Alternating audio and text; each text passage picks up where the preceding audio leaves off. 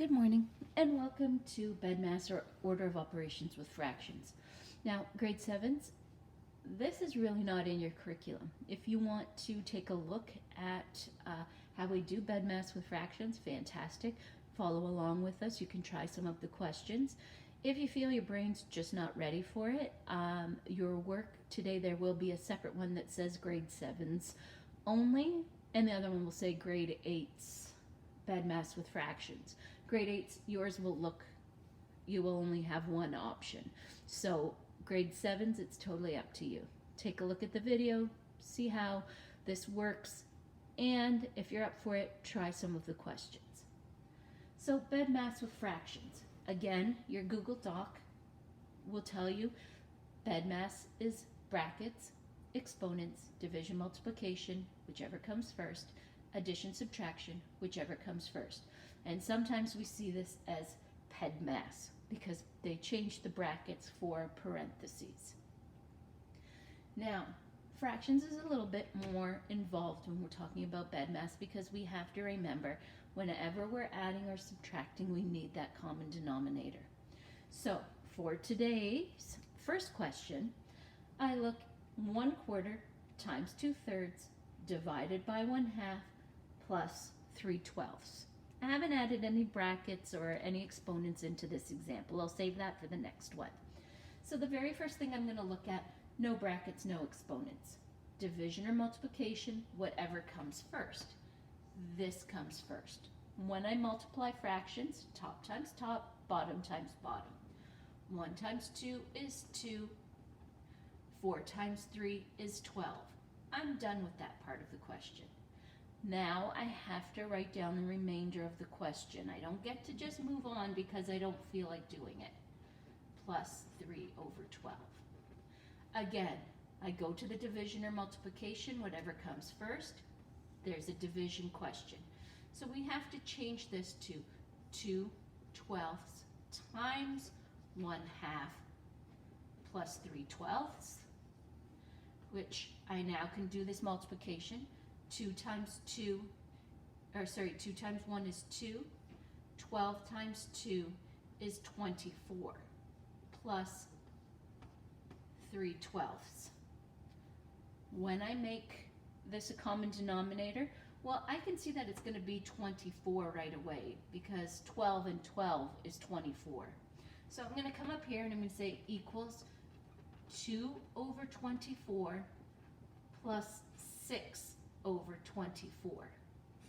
And now that I have a common denominator, if you don't know how I did that, I multiplied 12 times 2 to get 24. Whatever I do to the bottom, I do to the top, so 3 times 2 is 6. Now that my denominators are common, I can add the tops.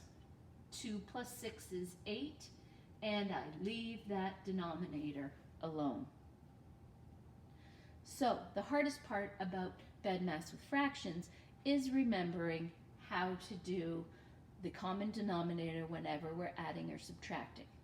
So I'm going to make it a little bit more complicated this time. I'm going to add in an exponent and I'm going to add in a bracket just so we can see how we deal with that. Now, none of your questions are going to get super long and complicated, grade 8s. This is just to introduce this concept to you. So you're just going to try your best. It can get a little bit fuzzy when you're dealing with fractions just because you get confused between multiplying and dividing and doing the addition and subtraction when you need a common denominator and when you don't. So I'm going to make this question of 2/3 to the power 2 plus, let's make this 3/4 minus 1/3 times 2/5. Again, first thing I'm going to look at is brackets. Well, I have a bracket here which is an exponent, and you can do this off to the side if you want. 2/3 squared is 2/3 times 2/3. That equals 4/9 plus, again, I have to write down my question. I can't just jump. Now I look at the next part, the next bracket, and I have to find a common denominator. Well, we've been doing fractions for a while now, so I know that the common denominator of 4 and 3 is 12. So I'm going to write down 4/9 plus, in the bracket, 9/12 minus 4/12 times 2/5 becomes 4/9 plus 5/12 times 2/5. Now I have to do this multiplication. I get 4/9 plus 10/60. And now notice I have addition. Means I need to find a common denominator again. Well, I'm going to bring it up here, and I'm going to save myself some time, and I'm just going to multiply 9 and 60 together and get 540.